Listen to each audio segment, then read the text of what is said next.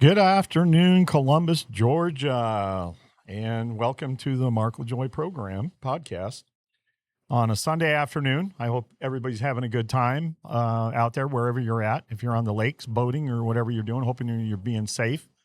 Don't drink and drive because you can get a DUI while you're on the boats too. I mean, that's not a good thing. So, welcome, and I just want to welcome back Sarah Smith, our co-host to the program. She's been out for a little while, and somebody said on the program, they're like, well, she used to have a black lady out there, and I was like, yeah, no kidding. Yeah. She's my co-host, by the way, and a permanent fixture of our program. So, yeah. Sarah's back. Welcome back, and she's a college student. She's in you're doing pre-law, right? Yeah, pre-law, public policy, yeah. So I'll be I'll have a double bachelor's next spring. Do we really need another attorney? No. Anyway. I won't be using it no more.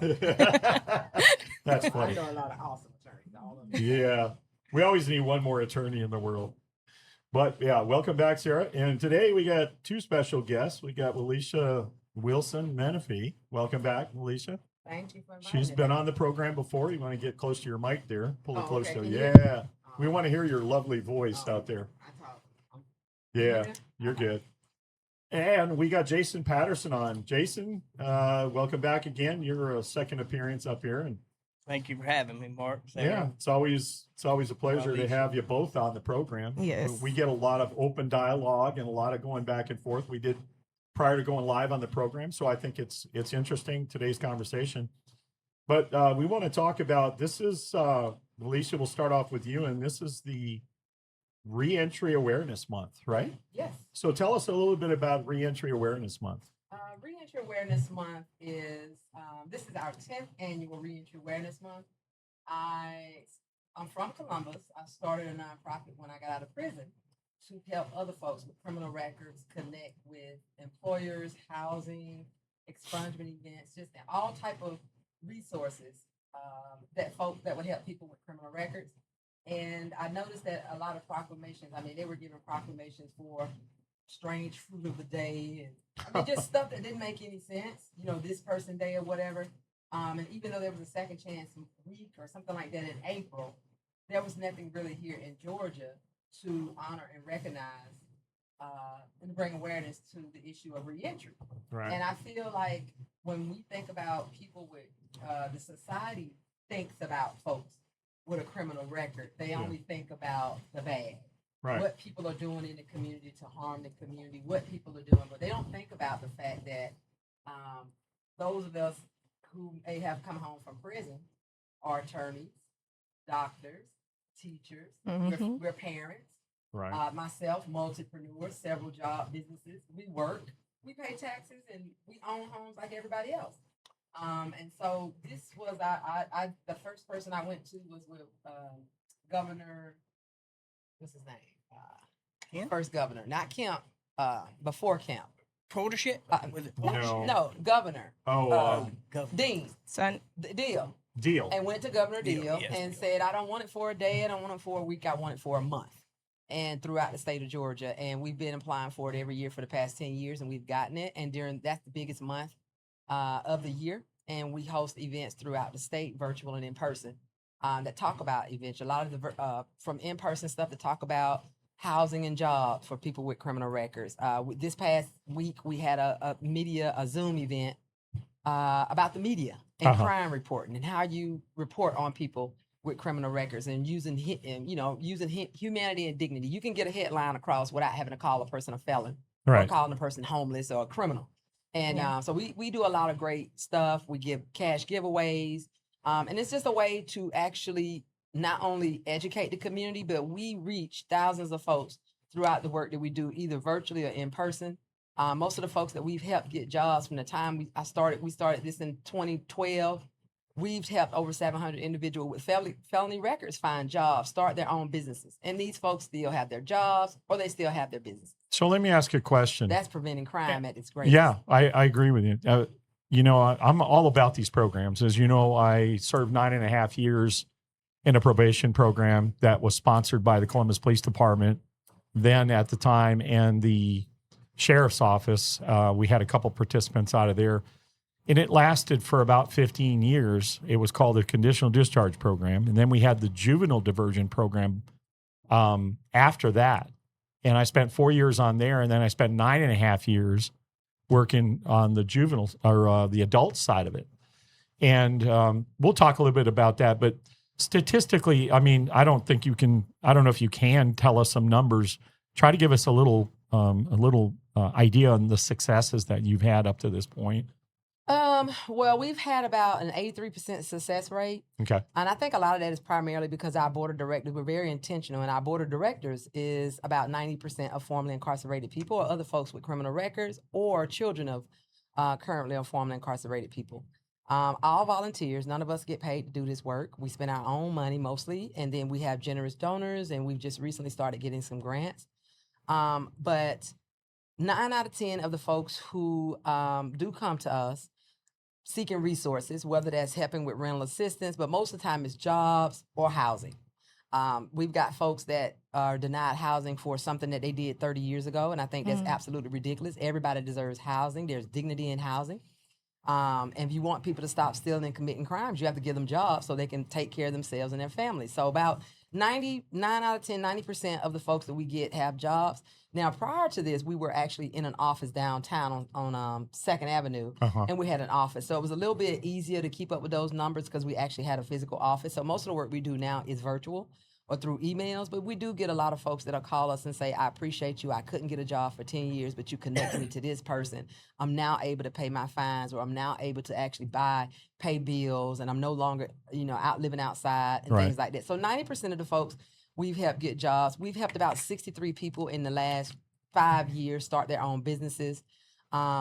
Just, help them with certain things. We've, on average, probably about 10 to 15 people a year we help with budgeting, how to improve their credit, so that they'll know when they want to go into business. But on average, our most successful program is getting folks a job with criminal records. And I think that is primarily because we connect with employers who are felony friendly. Some employers say we don't even do a background check. That was my last question, or my next question was, do you have a list of employers that you work with on a regular basis, or is it just kind of hit and miss? We used to have a running list, but most of the time, for one, I try to be very intentional on how I spend my own personal money. Right. So I don't spend my money with anybody that would not hire me. Right.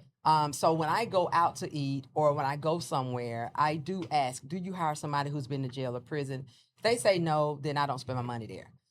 But if they say yes, I tend to say, I run a nonprofit. I help individuals, who are returning home from incarceration. And a lot of them are ready to work. They're skilled. I think they make great access to your job. Can I get your information, even if you're not hiring now? Yeah. But we have a running list of folks throughout the state of Georgia. Not so much in most of the northern counties, because a lot of times there's not a lot of unemployment in those counties. And then, but throughout the most parts of the time, we make it very intentional from calling folks that we don't know. You know what? We don't have anybody in Helen, Georgia. Let's start calling employers. So when we know that we see the gap, we actually call around and find out if there's shelters there, if there are landlords who are renting to somebody with a criminal record. But most of our employers are in the Columbus, Georgia, the Columbus area, Atlanta area, metro Atlanta areas, and West Georgia, Villa Rica, Carrollton, LaGrange, stuff like that. Where do you see, I guess, the most need? In what area? Do you think Atlanta needs more, I guess, reentry programs or people that are willing to connect people to better paying jobs? Where do you see, or is it in Columbus? No, what do you think? Atlanta has a plethora of jobs. There are folks right now, that there's no issue. They will literally, it used to be to the point of us calling folks to say, will you hire people? It is now them calling saying, hey, or texting me saying, hey, Waleisha, we got positions open. Yeah. We don't do a background check. You got some folks, can you share our stuff? That's results. Columbus that shows. doesn't have that many people. We may have maybe 3 landlords on our list here from Columbus. We have about 6 or 7, but the other 3 would say, don't let nobody know. Which I think is messed up. If you're going to do something, be bold about doing it. But we have about 3 landlords here that will rent to folks with a criminal record. There's one here that will rent to someone who's had a previous eviction, as long as they have income and they've proven that they're trying. Right. And on average, we probably got 20 employees here that we work with that do hire folks. And as a matter of fact, we're having a huge job fair on the 30th here in Columbus. Okay. Everybody. Where will that be at? It's going to be at Goodwill. Goodwill. Okay. So when we get time at the end, if we'll have time, Yeah. can I run down the Absolutely. the stuff we do You here in can Columbus? give me all the details of it so that we can get that out there, and you can post that on my podcast Facebook also. Okay. So Yeah, but that it's would going be to be here beneficial. July 30th. Okay. So those of you who are in Columbus, Goodwill does do they do a pre-registration. So if it's something that you want to go ahead and get knocked out of the way before you actually come in. So once you come into the space, they'll ask you to go to a computer and do about 10 minutes of stuff. So go ahead and knock that on out before we come, because Okay. if I will be circulating the flyer, but if not, if you're on Facebook, go to Goodwill of Southern Rivers. It should be on their page, but it's also going to be on our Facebook page as well. But we have employers, we have landlords, and we have some of my partners that's coming down from Atlanta. We're going to do an expungement information session to find out what you can do to get stuff off your record. Right. We have That's a lady awesome. who runs a trucking industry. So if you're wanting to get into driving an 18-wheeler or get into logistics, she's going to have a breakout session. And right now, it's about 15 to 20 employers plus resource providers. So if you need that rent paid, you need some utility assistance, you need some programs for your kid, you need to come on out on July 30th, 10 to 2 at the Goodwill, Building B. You know, I'd like to come down there if I'm free that day. I'd like to come down there just to observe what's going on. As you all know, like I said, I worked 9.5 years within the probation program, and I'm a big believer of trying to save our youth and trying to save our folks from going back to jail, back to prison. I mean, we're filling the prisons up, but we don't have any alternative sentencing Yes. programs like I had. Our program was one of the first alternative sentencing programs in the nation at the time. And we had people traveling from all over the United States come down because they had nothing. They had nothing to go by. And they said, well, you guys got this program, because we were considered a drug and alcohol program. But later, we changed a lot of the parameters on who we brought into the program. Mm-hmm. And we had a lot of successes. We had a fire person who was in our program, and I won't mention his name, became a fire chief. I mean, he was in the military. I had a guy who was a Marine Corps guy, staff sergeant. And believe it or not, I failed him from the program because I worked with him as much as I could work with him within the parameters of the program we had. And I told him, I said, I'm going to fail you. I'm going to violate your probation. And we sent him back. Shame and on you, Mark. But listen, there's a story to this. And sometimes there are points of no diminishing returns, you know, what happens. And this guy had pushed us to the limit. And I told him, the day that I took him out and put him in handcuffs, I told him, I said, you know what? I said, you're going to be a failure all your life. And before he walked out the door with the sheriff's deputy, he turned around and said, I'm going to prove you wrong one day. And I said, you know what? I hope you do. So 4 years later, we had our door had electronic lock on it. You had to buzz it, and then we had a camera. So let this guy in, and I looked, and this guy was in full dress Marine Corps, uniform.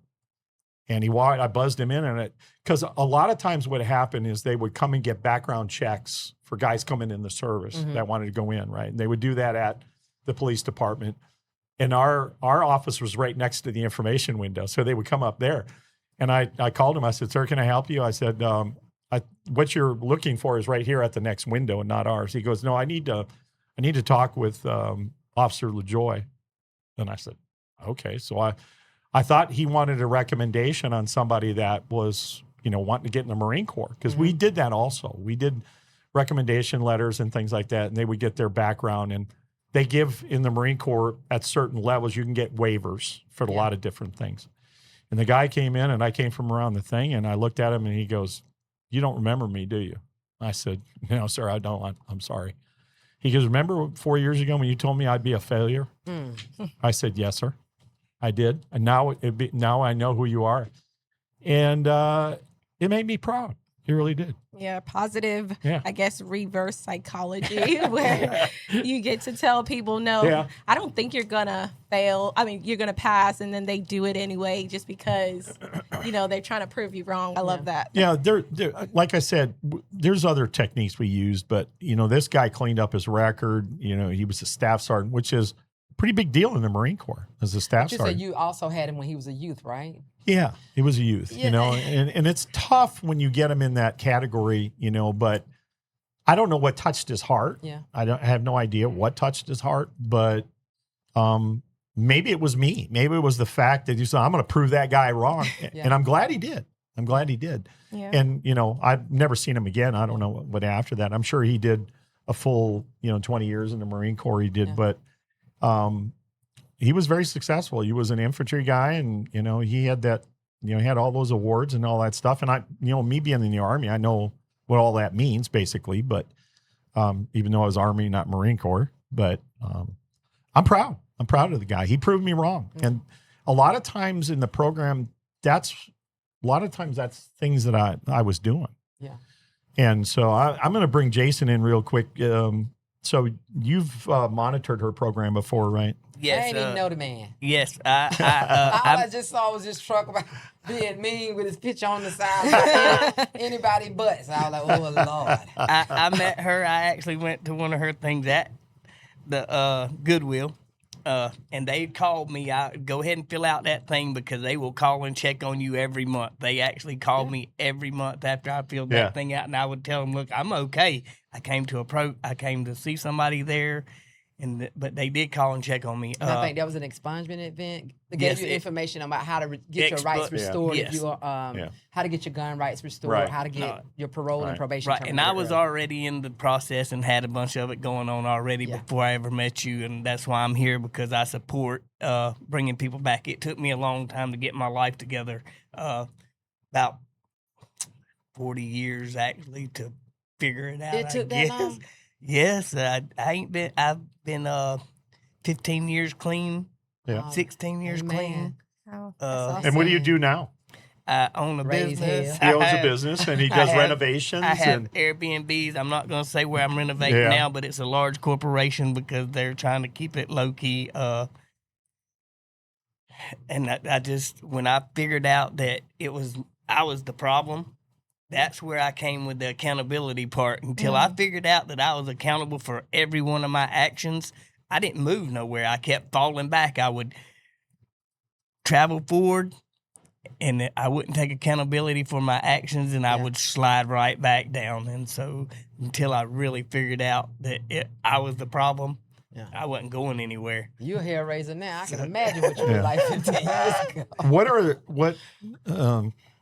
Waleisha, what are the steps in your opinion, the steps to success, other than just the program? I mean, I'm sure you have some kind of steps and go, well, you got to do this and do this. This is what we ensure, or this is what will help ensure success. Can you share that? Well, for one thing, whether you're trying to seek, yes, everybody can get on our emails. We have family members on our emails. We have POs on our emails. There are actually POs and some, attorneys and prosecutors who are on our email list who want to help the people they come in contact with. But to directly come to any services that we may do, like, we're going to be doing a leadership workshop for formerly incarcerated or justice impacted women starting in August. If you've been in domestic violence or foster care or dealing with mental health, with mental illness, we're going to be having a paid leadership training program for that coming up. But we tell everybody, especially if we're doing something in person, we give hand up. We don't give handouts. And we're not going to do for you what you can do for yourself. That's right. Meaning, I ain't got no record. And I tell people, I've been exonerated, so I no longer have a record. I have a job, more than, several streams of income. So I don't need anything. If you need it, you got to want it bad enough to want to get it. And you got to want it for yourself and not expect other people to get it. We've had folks that, I connect you to the job, still not getting paid for it. And I can remember when I started, it's in Columbus in 2012, I had was either in a shelter or had been sleeping outside for a little bit for a couple of days. But I'm out here helping, trying to find jobs. I would connect you with an employer and they'd say, yeah, tell them come Thursday, and you wouldn't even show up. But then you call me on Friday wanting to know if I talked to the man. And I'm like, what I'm talking to him for? What am I talking? You don't want the job. So those are the two principles. We're not going to do for you what you can do for yourself. And this is about being a hand up, not a hand out. I believe everybody, I don't care what your charge is, I believe everybody's deserving of second chances, third, fourth, fifth. But I also believe that you've got to want it bad enough to, like Jason did, understand what your correction is. Every job you've gone on, you've got kicked off the job because you were insubordinate, you have a problem with authority. Can't show up for work. Yeah. A lot of that. The issue is you. Yeah. And then we get folks that say, well, ooh, I served 10 years in prison and I've been out about 6 months and I need a job. Got to be paying $18 an hour. And, you know, and I say, you know what? You got high I expectations got right out 20 from the get-go. I got 23 certificates that I got in prison. And I'd be like, well, how much money you got in your pocket now? I ain't got nothing. And I tell them, well, the last time I checked, $15 an hour was better than $0 an Yeah, hour. that's Yeah. right. The goal is to get somewhere and stay there Yeah. until you can Yes. get up Till you higher. can get up high and progress. And so you there's know. some folks who don't know that. They get job applications and they'll put an application in and it'll say requested salary. They'll put $20 an hour. But the job made an announcement saying it's only a Yeah. $15 hour. So you got to recognize and know how to answer certain questions. That question that says, do you have a felony conviction? It doesn't stop at that question. It says, do you have a felony conviction within the last 7 years? So many people mess themselves up because they'll put yes, but their conviction was actually in 1998. Yeah. So actually, you can put no on that question, and you have not lied because That's right. the question did not ask, "Do you have a felony It conviction?" gave you a specific. It gave you a specified amount of time. Yeah. Right. You Yeah. know, so Did- you got to be willing and be teachable. You got to want to work, and which I tell a lot of employers. A lot of employers will call and say, "Well, what's the benefit of hiring people with criminal records?" For one, if you've gotten a joker that ain't had a job in a long time, when you give them a job, they remember that. They're loyal. They'll show up early. They're gonna stay late. Why? Because for one, they on paper and they done told them if they don't have a job, they're going back. Right. And for two, they want to prove something too that they're able to do it. Yeah. And they have a record. So getting a job is a little, not saying it's impossible, but it's a little harder for somebody without a record. But that person who ain't got a record, soon as somebody they go somewhere else and say, we'll give you 50 cents more an hour, they out of there. There's no loyalty. I think like when it comes to reentry, it's not just like doing all the steps, getting people a good job and getting them access and opportunities. I think that is it's a big part of it. But I also think it's like a retraining of the mind. It's like people sometimes don't know how. They don't, like, they've been in prison for so long and they don't know how to think, how to, like, what's my mentality? How do I approach these interviews and these jobs? How do I overcome the shame of my past? You know, and I think that like mental health when it comes to reentry is really important, and just kind of coaching people on how to be outside of it. Say, hey, we do that as well. Yeah, we have a second Wednesday of each month at 7 p.m. I love that. It's called Our Time. It's for families of currently and formerly incarcerated people. And formerly incarcerated people come on that call for encouragement, non-legal advice, and things like that. What do I do? And we talk about that. We do a workshop probably about 6 years ago. I started out because I started seeing a lot of the men coming to the program had been selling drugs. Probably since they were 12 or 13 and they're 35 and they say, I've never had a job, but I've gone to Goodwill and somebody tell me they can't give me a resume. So we started this class called What About Pookie? Everybody in the classroom, in the workshop, was a drug dealer. And it was excited when they left out of there with an entire full page. Because I don't care if you was a drug dealer or what you was doing. You got experience. You was selling dope, that means you knew you had some good dope. That's quality control. Oh my gosh. You had people renting your baggies on the corner, that means you was a supervisor of Is the there staff. management skills in there? Yes, you There knew are how much management money was skills. coming and going. You knew where your money, that's inventory. Oh my God. You knew when you was a shop baggie. You know, so it's about, y'all are laughing, but it's about It is turning, true, though. it's turning your negative into positive. Yeah. And you know who I always put those folks with? I call my partners at people. Those people are sellers. Dope dealers are sellers, right? They know how to upsell. You go looking for a dime Salesman. bag, you done walked away with a 25. But you know who I call? I call my partners at Metro PCS. Yeah. I call AT&T. I call people so that they can have their strength. Your Right. strength is knowing how to sell and upsell. And I think that's one of the ways, too, you can be successful at a job. Get at a job that you have a strength in. And if you have a strength in selling something, upselling something, and being the talker, those are the kind of jobs you do. You're never going to be happy if you're at a job that you can't even shine in your strength. So let me ask you a question. Can you reach out to these both male and females that are in prison? Can you reach out to them before they get out, or do you have to wait till they get out and transition? I mean, I'm just curious on how that all works for you. You can, but personally, we only work with folks when they're out. Okay. Now, we do send resources to people when they reach out to us and say, I'm going to be getting out in the next 6 months. Do you have a list of resources of Right. employers? We do send that. We would send that information, and that's for them to do. We don't write anybody in prison. We'll write letters to send them the resources, but we don't have the capacity to be pen pals and stuff like that. Okay. But we work with folks who are out. We primarily do not work for folks who are in active addiction, because our goal is first and foremost to get people jobs. And when you're in active addiction, you do not need to be thinking about a job. You need to be thinking about treatment, mental health. Yeah. Yes. Right. And it also messes up our reputation and our partnership with employers when we've sent them. And I wouldn't want it to be that one time that we've been working with a partner who says, and I have a lot of employers that say, Waleisha, send me anybody with a record anytime you want, because they're the hardest working people. I wouldn't want to mess that relationship up by sending it to somebody who got their first check and you ain't seen them since. Yeah. And then they say, you know what, all of y'all the same. I don't want to work with nobody with a felony. And that's not true. Yeah. So we tell folks when they call, you know, right now we'll send you jobs, but right now we don't really actively work with folks in active addiction. And we try not, and we do our best, because we do a lot of our stuff via email, so we don't know who we sending stuff to a lot. But we really don't give our personal advocacy, like Mark need this job, if you're out on bail. Right. And I say that because yes, you are out on bail sometimes 6 months, but you may be out on bail in 3 years. Right. And it's very expensive to train people and orient people from an HR perspective, only for that person to have to leave because now they done got arrested and went to court. So we just tell people, we try not to work with folks like that because we wouldn't want to do that with our employer partners. Right.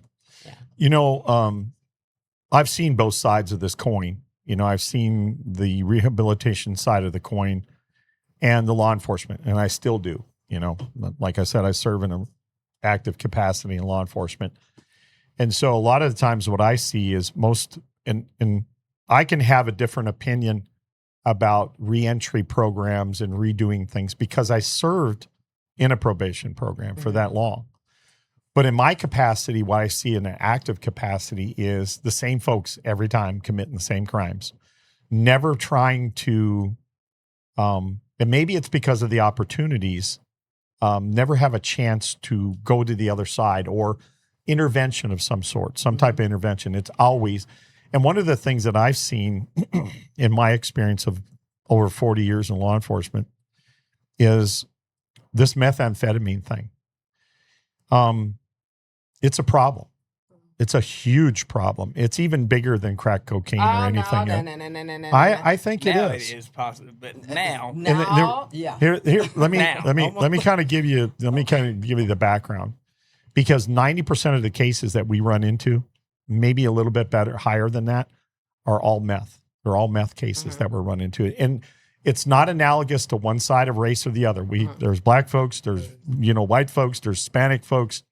We're seeing the high levels of that. And maybe it's because it's rural counties where we're seeing it, because meth is so cheap and it's so easy to make. I mean, you can make it out of this bottle right here. You can make it inside. And I remember the days when I was out there, with the crack cocaine stuff and all that stuff. I don't know. What's your opinion on that? I mean, here we go.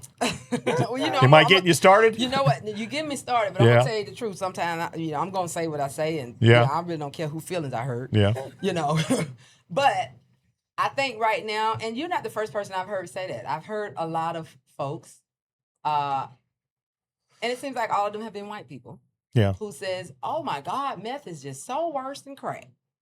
And I'm going to tell you what I tell them. That I think you say that now, even though there are black folks and Hispanics on meth, I think you say, and you may not even know you're doing it or realizing it, but I feel like now meth is so bad and awesome because so many white folks are on meth. When Tyrone and Pookie and JoJo was out there on crack, nobody said that crack was an issue. Yeah. Meth is bad now. There's all kind of stuff is bad. But it was bad in the neighborhood. But the issue and the address for that, it was not rehabilitation when it came to black folks on crack. It was criminalization. But when it comes to Shannon and Jacob and Aaron on meth, we've got to focus on rehabilitation. This is a public health crisis. I personally think only known white people on meth. I don't really know the other side. Okay, so I've known some of I've known some of both. I've came from that world, and even when crack was popular, the only reason meth is worse now is because the crack kind of faded out. Yeah, It's very slim, and now you see every once in a while. Yeah, there's stages where you see the different drugs. I'm seeing heroin coming back. Yeah, Really? heroin. A lot of was heroin black and- I'm person. seeing a lot of heroin coming back. No, it's all racist. It doesn't make any difference. And but what is the But that's I'm telling you from the law enforcement perspective, what I see when I stop a car, or what I see when, we do have a legal search to go in, and what I'm locating and what I'm looking for. Fentanyl is now another one. Yes. And the bad Yeah. one is fentanyl, which scares the hell out of me, because you can get a dust, a crumb in your system, and it'll shut you down. And we carry Narcan. Narcan. We carry them on our person. And we've encountered a lot of cases with it. When you got a 24-year-old, you go to a location, 24-year-old, there's something wrong. Either that person's been, violently, or it's a drug usage issue. And that's what we're seeing. We're seeing a lot of the fentanyl, and it scares the hell out of me. Well, Because- I fought Medicaid. I fought Medicaid for stuff like that, because I feel like any health issue, regardless of what it is, Mhm. I feel like Medicaid should cover that, Mm. particularly mental illness Yeah. and drug Should. addiction. Yeah. That's Medicaid should pay that. Not just necessarily Medicaid. If you are working at a job and you're paying for health care insurance, it should cover that. But you and I discussed one time before about mental health, and those. I'm going to transition over here a little bit. We're gonna But- transition to Jason. Yeah. Like, speak about mental illness. Yeah. Well, you and I had a discussion about mental illness before, and what governor signed the bill and all that, if you remember. Yeah. I'm not too old to remember those things. I'm getting there. But the bottom line is I watched it change, and it became a burden on law enforcement to deal in the jail system with mental health. Yeah. When we were able to go right away, and if we knew that you were diagnosed with a mental health issue, or we know from our personal experience, we've had encounters with that person, that we could go straight to West Central. You can't do that anymore. They go Because into the the jail. jail is now Yeah, the the mental jail health. is the mental health And that's facility. not the purpose of a And jail. the worst part, no, it's not. And the worst part was no money was allocated for that. None. That was on the sheriff's expenses. That came out of their expenses. If there was mental health people you had to hire to come in, the state didn't at the time. The state didn't subsidize that. It's like, here you go. We need Yeah. to Going bring away. back the insane asylum. Well, That's what they say. Oh. Yeah, Who said that? Did no, you say they that? no. Oh, She yeah. said that was one of the things that was said to bring back. And I understand going That's back what there, West you don't want to Central do is. that Look at either. that. I mean, That's you, what West Central is. yeah. Oh, I don't Well, know. Like, at West Central, we had different parameters. We were able to sign a 1013 order and take them straight there. Yeah. Now there are regional hospitals that we have to take them to. We can sign a 1013 order. EMS can do an order. A doctor can do an order. Yeah. And we can straight take them there. The funniest guy I had that we had a 1013 order on, I went and picked him up from the nursing home, and he was very violent, but he was nice to me. He was just violent with the people in the nursing home. And when I You took picked him, him up from a nursing home, so that means he was old, right? yeah, he was older, but he was a nice guy. Old And- people are ornery. No, I know. And exactly. But the doctor, we don't have a choice. When Yeah. they sign a 1013 order, we have to abide by it. That's the rules. Yeah. That's the law. And so I put the guy I was getting ready to put handcuffs on him. He goes, "You don't need to do that. I'm no problem of yours." And I said, "Okay." He got in the back, and I took him a 40-mile drive. And when he got to the hospital, he was over there talking. He was flirting with all the nurses, and he was like, and I was like, "Well, I think you're in good hands here. I don't need to deal with you." Yeah. And it just so happens is that hospital takes a lot of mental health people in there. They deal a lot with them, so they're able to deal with it. But I looked at it like this: you're in a nursing home. Why are you there? Because what? You've got dementia issues, maybe that. And you're older, it creates anger sometimes and those And I types was of about things. to say, I think Why that's- are we taking him when you're the facility that's supposed to be Yeah. working with that? Because you know? people are always in a criminalized mindset. Yeah. I Money. think it comes down to training. I think it comes down to impatience. I think people just want to get a check and think they're going to have a gravy job. They don't want to Yeah. work for nothing. Yeah. I think when you for one, that's why I asked you. Well, he's old, Yeah. You know, how many old white men, old black folks we see out here that are ornery for no reason? Yeah. You know, my wife's ornery half the time. Well, hell, You know, I'm some of the folks you talk to on my Facebook think I'm ornery Yeah. and angry at life and angry at everybody else. Maybe it's I'm not really to be not. criminalized. Maybe that person's going through early Yeah. dementia. Maybe there's some Yeah. mental health stuff. Maybe he's being abused at the nursing home and he's just wanting to lash out because he knows that whoever the last female officer that came to see him was a cute little a woman. And sometimes old people do stuff just to get attention, and it's no different than children. True. Always getting in trouble going to the principal office because Yeah. maybe the principal office has jars of candy on the table. Yeah. The principal also looks at them in their eyes and talk to them. Right. So I just think it's just people just don't have patience. But I also feel that these institutions, whether it's a school and jails, are also being put too much on. You're not Yeah. supposed Yeah. to be I there as a agree. teacher. You're not supposed to be a Yeah. referee. You're not supposed to be breaking up fight. I think that's where this issue comes in. And when you're talking about crime prevention, those are things that should be put in. Schools should Yes. be eligible for crime prevention. Yeah. grants. That was one of the things that I had my campaign when I ran for school board. I wanted more counseling, more, I guess, behavioral therapy instead of just suspending people or just giving them a pass or putting them in an alternative school. You know, unless the case is severe. But I'm like, we need to be mentoring these students who Yeah. may come from hard lifestyles, and we Yeah. need to Yeah. make sure that they can talk through their troubles, that there's plenty of counseling issues that kind of, thrust them forward, helps them sort through their emotions. And I just don't think that we have it because it does start at a young age. Yeah. We need to get them Yeah. when they're really young to know how to deal with these emotions, and I just don't see that. So But I think it's also too cultural. I think you can't put everything in a box. I think and I'm not saying situation, that race doesn't matter. When you're educating a child, race should not be a factor. Yes. However, when you're going outside of educating a child, Yeah. I do feel like you should consider culture and race. Yeah. For one, white children come out the womb on the couch for therapy. Uh-huh. You know, they don't have no problem.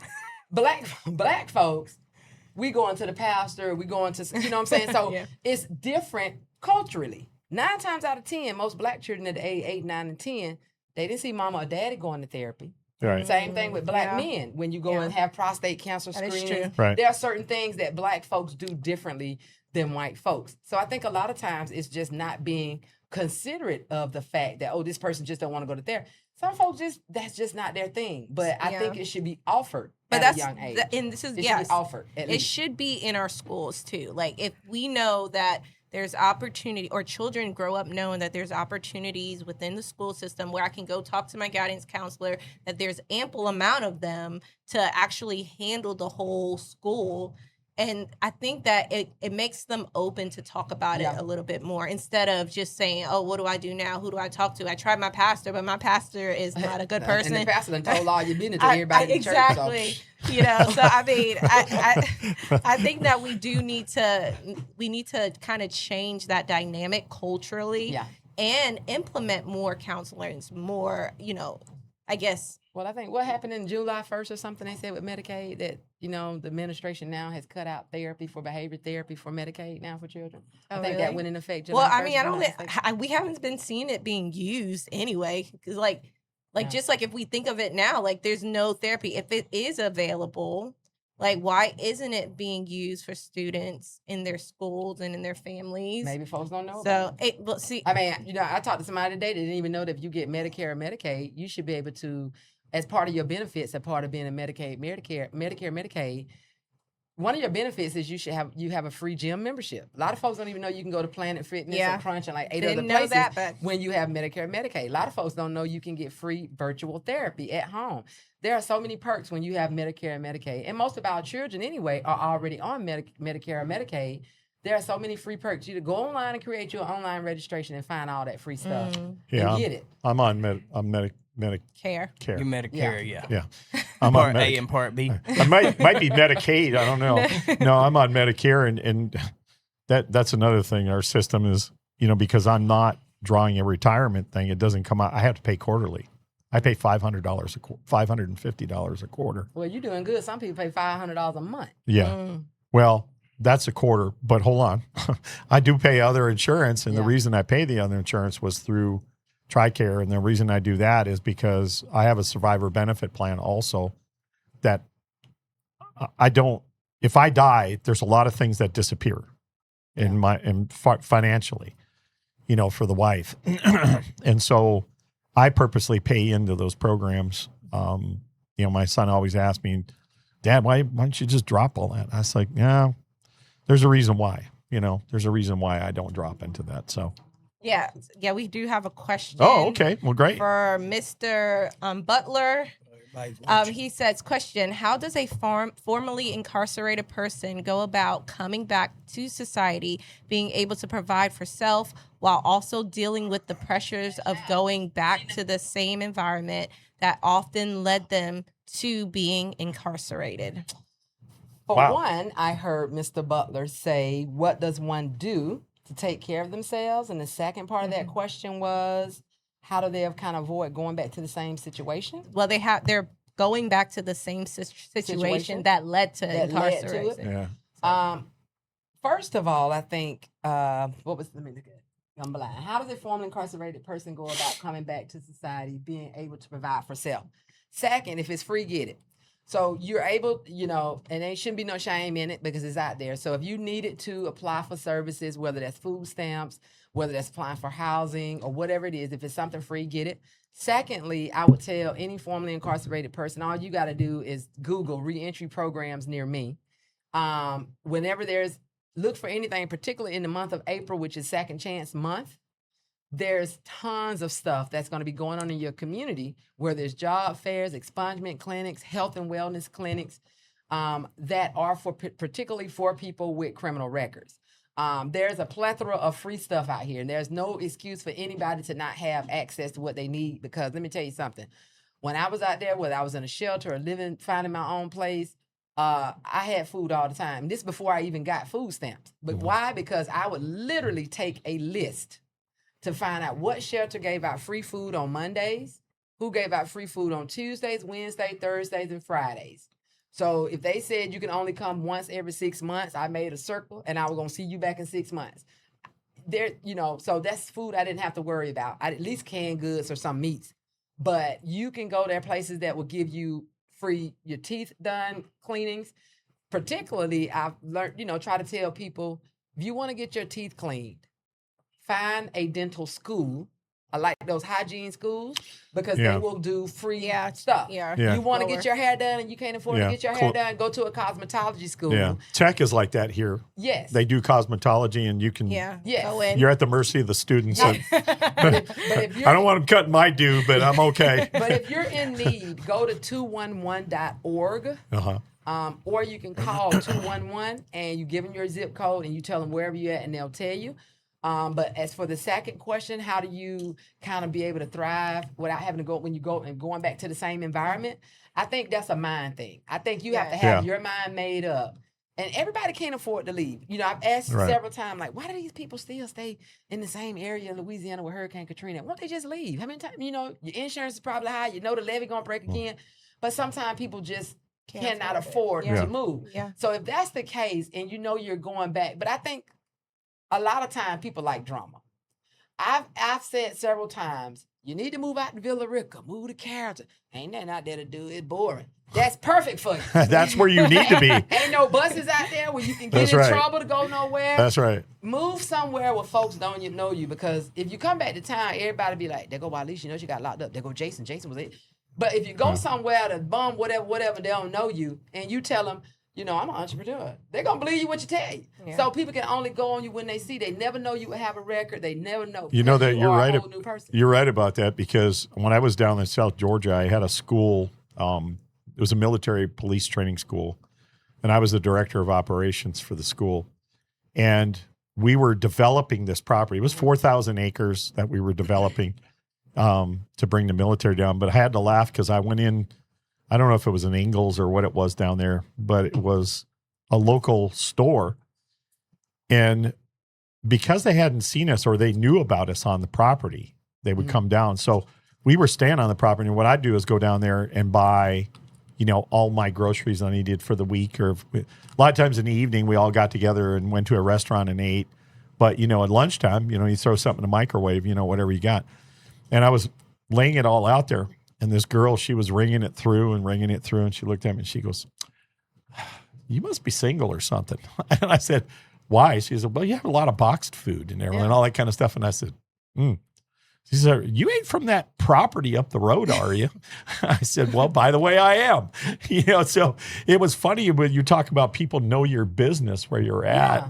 You go into a rural area, they all know They your don't. business. Yeah, they do know your business, but I think too, when it comes time to doing that, you have to decide. Yeah. Particularly if you've had a substance use issue, Right. Or particularly you hung out with the wrong crowd that Yeah. every time you turn around, you was breaking in folks' stuff. Yeah. Sometimes this is how I see it. You have to ask yourself. Playmates and playgrounds. That's right. You have to ask yourself, are you worthy to be in my life after I have gone away? Right. How do you answer that question? How do you answer? Did you write me when I was locked up? Did you put money on my books? Did you visit me? Did you go and check on my children when you know I was locked up? Did you get my children something? Do you go and mentor my children in my absence? And if people know those kind of questions, if you did not, then you're not worthy of my time and my energy. So yes, it's kind of hard to say, "Oh, Jason done got out. Come on, Jason, come hang out with us." That's up to Jason to say, "You know what? My wife done stayed by me for 10 years while I was gone. I got to think about I was gone away from my kids. I was gone away from my wife. She stayed faithful to me. Do I want to disappoint my family again? Do I want to disappoint myself?" And sometimes you just have to, everybody ain't your friends. You just have to move. And if that means calling somebody that you know, everybody has gone to prison. Most people are not in prison in the same city that they're in. Right. So 9 times out of 10, if you were in prison near Savannah at Coastal State Prison or wherever you was at, and the church that was coming there, that's also a good question, Mr. Butler, because if you're in prison, they have educational programs, they have prison ministries. When those folks come in there and you're talking to them folks, you make a connection with them and you say, "Hey, I have a place to go when I go home, but I think when I go back home, I might be too tempted to get back in my old environment. If I decided to stay in this area, what kind of resources do you know that are around here that would be willing to help me? I would love to be able to come to your church and be a member at your church. Does your church help me? Would your church be willing to be open to sponsor me and help me, whether that's getting into a shelter or helping me get on my feet, find a job?" Sometimes all it does take is for you to ask. Open your mouth. A closed mouth does not get fed. But you're right about it. It's weird because when I was in the probation program that I was in, this is when crack cocaine was in its heyday, right? I had a guy in the program and I have two. One specifically, he got into a lot of different trouble, different things that happened. He was in the program and we were able to get him clean, get him straight. And he actually, Reeves Wrecking, which is down here, they were doing a lot of building deconstruction and all that, Reeves Wrecking. Mr. Reeves hired this guy and he made him a supervisor. Great guy, kept his crew online. They destroy the buildings. They take all the bricks and they redo all the bricks and everything you use for, antique buildings and things of that nature. And he was doing really good. And he told me that the neighborhood that he lived in, he had to walk by the place that he first used crack cocaine in his mental mind. And he said that when he went there, he remembers a certain song that was being played the first time that he hit some crack. It was that easy, that simple. Those are the trigger. And I didn't understand this. I mean, but I started to understand the people in the program, the triggers that, he was there, the settings, the people, and we tried to tell him, so don't go around those places. Stay away from them damn people, know? Yeah. And this is what I was talking about. We need, and maybe it could be an expansion into a program where the program kind of tells people even more so. For one, it tells people about the mentality that you might have when you're going back to places that you once did all these criminal things, And I think that people need to be coached through that. People need to talk about the feelings. They need to talk about, hey, these are the triggers that you could face going back to them, and also how to overcome that, what to look for. And maybe the program can also be a source where you can connect to these such and such people to kind of help you through, that you can talk about it. And I know that programs they change all the time, but I just think that if people understood the mental capacity, it will be easier to overcome falling back into to old patterns and old behaviors. Right. And then they can kind of encourage themselves when they don't have the people that were once in the prisons, encouraging them, the relationships that they built, but now they have to leave to go back to the other. There's just so many things where I can see the compassion, where I'm like, some people just don't know how to renew their thinking. They don't know how to, push themselves forward to go after these jobs, to have the tenacity to succeed, because they probably are still dealing with the things that they did in the past that they can't overcome. So Jason, what did you, some people stop doing what they're doing because their knees done got old. They can't run around like that. But you said something about people in playgrounds. What do you mean when you say that? Like, what was it for you that was that defining moment? Because a lot of people I've heard say, "Oh, I just quit cold turkey. I didn't go. Well, I didn't go to." Pretty much did. I stopped right before I knew I was going to prison already. I had already got sentenced. So taking responsibilities, like I said, the first thing of knowing that it was me that was causing the problem to begin with. So I stopped. I thought about my family. So this is the thing that Did you have a lot of kids then, even then when that happened? I mean, was that one of your deciding factors? I mean, I had. So he got about 15, ain't he? I have 9 kids. We're a mixed family. He's fixed now. No. Just kidding. my wife is. I had some, and the system took my kids too. I got them back, so I just changed my whole out thing. So let me tell you, this whole deal is your family's always the ones that are going to support you no matter what. It's when somebody else believes in you that's outside of that. Mm-hmm. And that's what really got me. So people believing in me when I came home gave me the opportunity to stand up and know what I was really worth. Oh, that's awesome. See, that's what I feel like. Some people don't. I know, me too. I was like, some people don't have that. They don't have that community that where they had it in prison. That's speaking life to them. That's giving them a new. But that's wrong, though. You know why? Because there are plenty of churches that go into prisons for a prison ministry. And I fought them. Because you know how many people go to prison ministry because it's all on paper and it looks good. Yes. But guess what? They get out here and be talking about, I actually literally get paid. Churches pay me sometimes to come in and talk to them about how they can welcome people home from prison. And I'm like, well, if you want me to take your money to tell you to welcome, I'll gladly take your money. You just welcome them in. But don't say you have the nerve to say you have a prison ministry. Go to a prison, be there 30, 45 minutes singing and hallelujah, and then get out talking about you don't know why your church is not thriving. You don't know why you don't have new members. Right. Well, you just left 3,000 potential members. So to me, honestly, when people get out of prison, it's your job to minister and tell the word of God, but it's also, I'm sure during that time, you found out that John's mom is sick with cancer. You found out that somebody's daughter graduated. You found out that another person has nowhere to go. That is your time to not just be speaking to react, because often I do that too, and I'm working on that. But that is your time to be able to say, well, what's your post plan, your follow-up plan? We'd love to have you come to our church. And if he's already told you he don't have nobody to go home to, 9 times out of 10, he don't have nobody to come pick him up. That is your opportunity where you've missed the best opportunity to say, you know what, you're getting out Friday at 10 o'clock. We're going to be sitting outside that gate waiting on you with a bag of goodies and treats. We're going to have you a Bible. We're going to have who's the opportunity for then? Like, is it for his support? That is his support group. I mean, it's beneficial to both. But if churches stand up and stand in the gap with people when they come home, especially, I mean, if you're sitting on the bus next to a lady and she says, I'm so depressed, I think when I go home, I'm going to shoot myself. What do? You just get off the bus and act like you didn't hear her say that? No, I You ride. react. You ask and you say, you try to motivate her. It's the same thing when you're actually coming in the same space as people who are currently incarcerated, going through things, especially when they tell you don't have nowhere to go.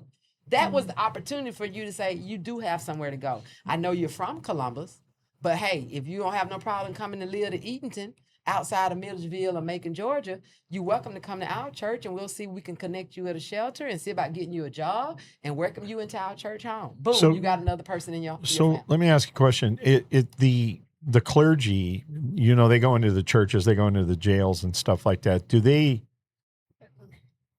from your experience, do you actually see them inviting them back No. to churches? They don't, do No, they? I got home and I'll tell it, and they know it because I've already held them accountable for it. Yeah. But I got out of prison on a Thursday in 2011. All right. And on a Sunday, I went to a black church right here in Columbus, Georgia, down there across from the Civic Center. Got up, stood, and said my name. My name is Waleisha. I just got out of prison on Thursday, and so glad to be in the house of the Lord on Sunday. Went through the service, got to the back door. Pastor said, people are uncomfortable with you being in the church, and I would like for you, I think he was a temporary pastor or something, and we would ask that you not come back. Wow. Now, this is a black church. Yeah. Second church, down on 5th Avenue in Columbus. I did the exact same thing. I got out of prison a week ago. I'm just glad to be in the house of the Lord. I got the same reaction. Don't come back. Third time was not a charm. Another church right here in Columbus, a black church, said the exact same thing, told me not to come back. I'm sorry. Now, you see what this shirt right here says? Yeah. It's kind of funny. All of my role models went to prison. Jesus, Paul, Joseph, Daniel, Peter, John. I'm sure it's plenty of them. How you standing in the pulpit talking about any of them Yeah. and talking about forgiveness, but you'll tell me to leave. You don't even know what I went to prison for. Well- Some people go to prison for peeing in the wrong place. Let's just say that all churches are not the same. There are a lot of wolves in sheep's clothing. That's Yeah. right. So Yeah. that is an issue that I have a serious issue with, because just like people need a job and housing, whether they're atheists, whether they're Muslim or whatever, people need a spiritual foundation. Yes. And people need a spiritual faith community. Yeah. And when you're telling folks, that might have been their last time, they might have been That's right. already prepared to go out Yeah. that door, gone and end it. Yeah. But they said, let me go to church one time. That might have been the interaction and engagement that you had with them might have been the determining factor of them saying, I'm going to push on or I'm finna go on. I know some ministers in town here and some part-time ministers in town that could recite prophet at the drop of a hat, but live their life totally different than what they. Well, let me tell them pastors right now. Let me tell you about Isaiah who you are. 1:17. It Yeah. says, God has mandated Yeah. that you do right, Yeah. seek justice, defend the oppressed. Yeah. And if you're still confused about the word says, Matthew 18 talks about forgiveness, as he talked about, and I read it the other day, about the king had a servant and he owed him $100,000 and told him he was going to kill him or put him in prison or something. And the man begged and he said, I'm going to forgive your debt. And he walked out the door and the joker owed him $10. I know. And you didn't want to forgive that man $10 debt. So don't tell me about the word. I know what the word said. God mandates Yeah. all throughout the Bible how we supposed to be forgiven of people. And if you don't know them numbers, it ain't 7 times. It ain't 17 times. 7 times It's 70. 77. 70 times 7, whatever it is. But you know what? It 7 ain't times just for 70. you to count 490 times and say, I done forgave Mark 490 times. I did the 491st time. Some of us probably done messed up them 490 before we even got 15.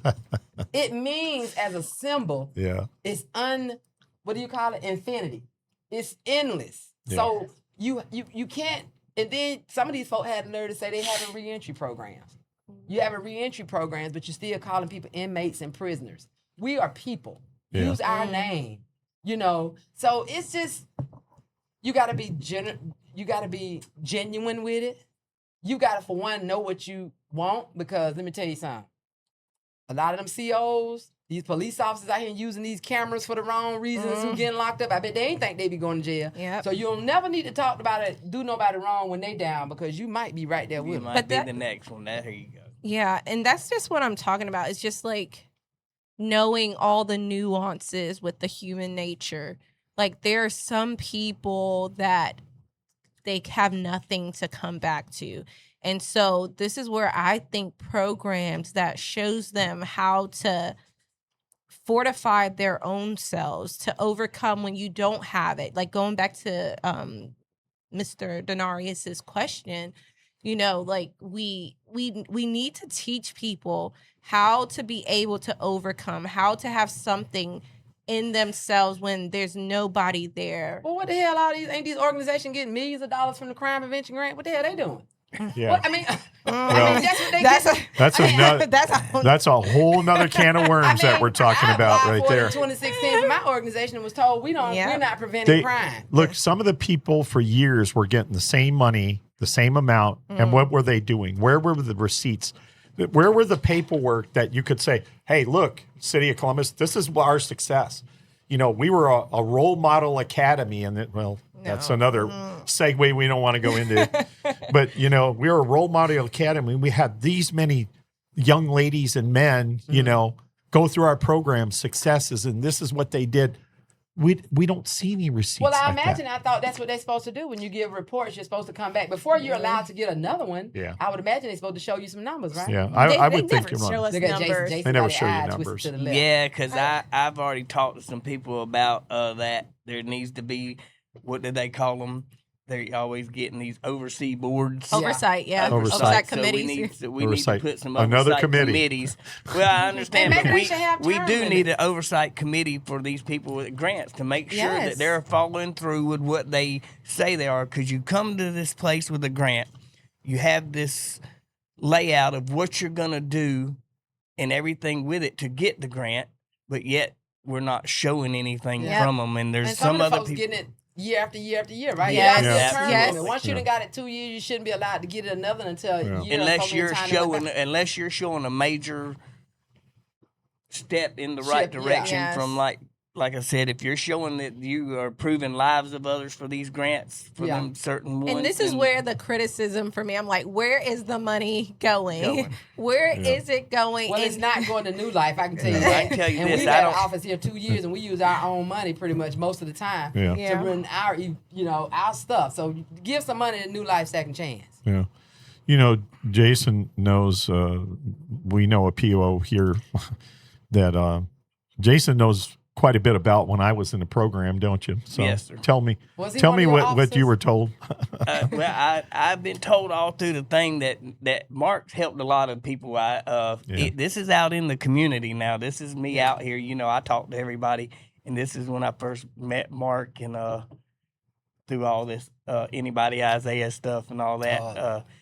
I was talking because I was calling him. I was calling Steve. I called Joanne. The only one that really would not even talk to me was she avoided me like I was the plague. All the rest of them talked to me, met with me, but they talked about Mark and him helping them in these programs. And like I said, when you have somebody that believes in you, we were talking about this person, and I'm not going to name him because I don't know if he can get in trouble. He's the one that set me up or got me headed in the right direction to clear my record. He called me, and obviously he's seen something in me. Even though I was doing right, he's seen more. Yeah. And he stepped me Isn't up that good? again. It was kind of the school of hard knocks for me because I was a cop. What does a cop know about probation?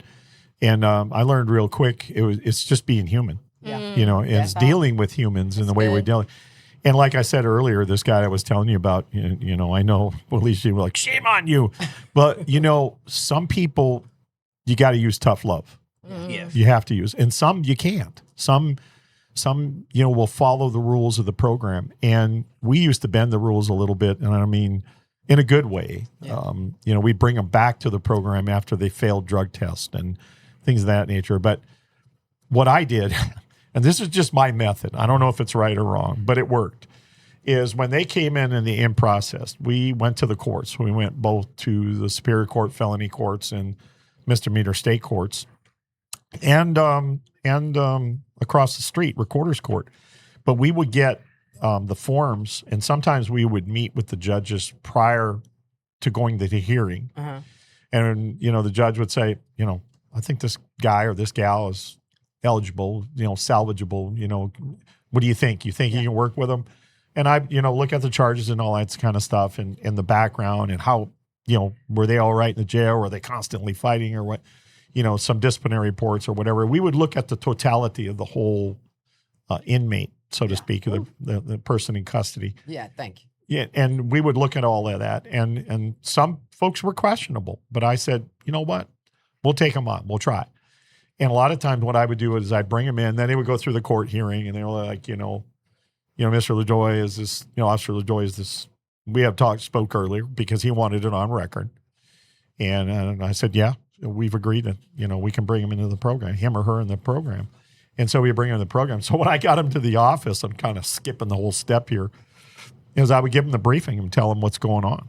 I'd tell him you got to be drug-free. You got to be, I know your first urine test is probably going to be positive. I understand that. I had a $500,000 machine out there that I could tell when your urine was going up or it was going down. Yeah. And we tested at 30 nanograms, which is above, it's more than a therapy level that we were testing at because corrections at the time was down, I believe, 10 nanograms that we're on. So do you give them a pass or no. forgive them after that first year? Well, test? I said the first test, I realized you're going to be hot. Probably second test, you're still going to be up there. But with testing at 30 nanograms that we tested, and we tested 7 panels of drugs, and I was the guy who did the lab testing, is that we could tell, we give them a couple of free bites of the apple, and we tell them we need to start seeing those numbers going down. Yeah. We want to see them going down because that's the parameters of the program. And I tell them that, and then I tell them, you're going to have to attend classes at the recorder's court on Wednesday nights, from 6 o'clock to 8 o'clock. And a lot of the classes had to do with, healthy lifestyles. It had to do with resume building. It had to do with all kinds of different things that were the parameters of the program. And so I would outline that. And then the other thing I would do is turn the page over. And I had a warrant for arrest right there. VLP, violation of probation, your warrant. And they would ask me, they would read it. It's in bold print. I said, what's that?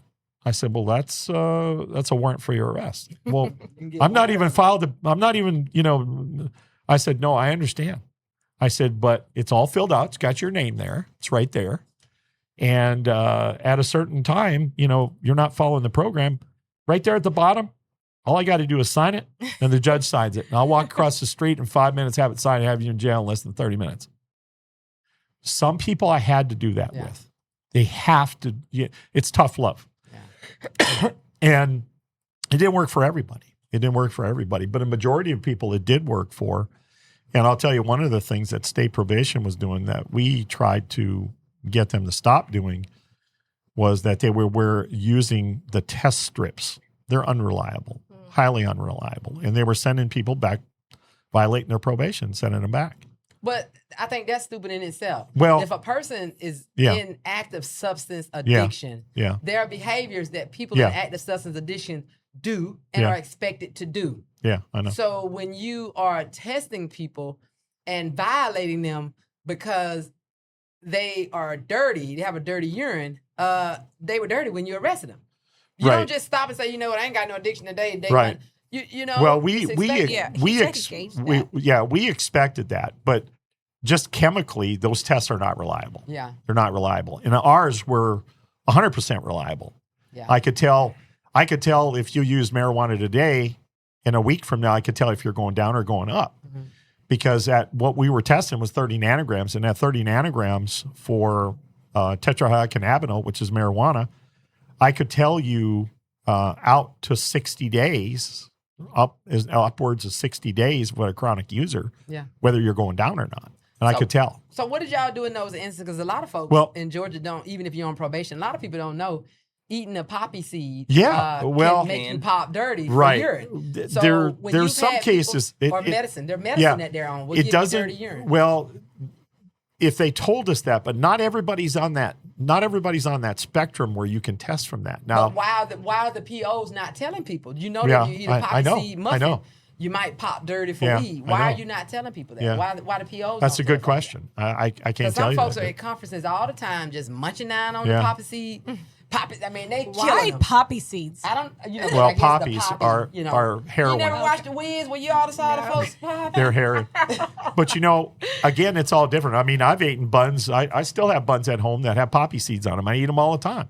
But I've never showed up hot on it. It depends on the individual. Not everybody's the same. Yeah. Right. Chemically, we're not all the same. I mean, you test differently than I test and that you do and everything else. So, but the point I'm trying to make is if you're going to violate somebody's probation, make sure that you're doing the test that they're highly accurate.